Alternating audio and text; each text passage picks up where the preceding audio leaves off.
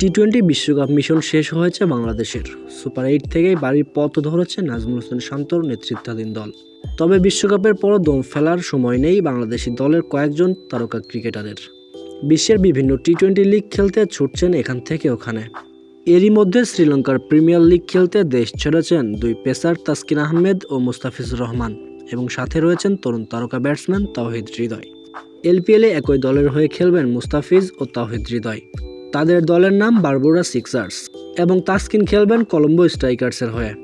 দেশ ছাড়ার আগে ফেসবুকে মুস্তাফিজ এবং তাওহিদ হৃদয়ের সঙ্গে বিমানে বসা একটি ছবি পোস্ট করেছেন তাসকিন আহমেদ। লিখেছেন, এলপিএল খেলতে মুখিয়ে আছি। আগামীকাল থেকে মাঠে করাবে এলপিএল এর পঞ্চম আসর। বাংলাদেশ সময় রাত 8টায় তাওহিদ মুস্তাফিজের বারবুরা সিক্সার্সের ম্যাচ দিয়ে শুরু হবে এবারের এলপিএল মিশন। পরদিন শুরু হবে তাসকিনের এলপিএল মিশন। সেদিন তার দল কলম্বো স্ট্রাইকার্স খেলবেন ক্যান্ডিজ বিপক্ষে। 21 জুলাই ফাইনালের মধ্য দিয়ে পর্দা নামবে টুর্নামেন্টের। বিশ্বকাপে দল ব্যর্থ থাকলেও মুগ্ধতা ছড়িয়েছেন তাওহিদ হৃদয়, মুস্তাফিজ ও তাসকিন আহমেদ। তাদের জন্য প্রত্যাশা থাকবে এলপিএলেও ভালো কিছু করবে নিজের দলের জন্য।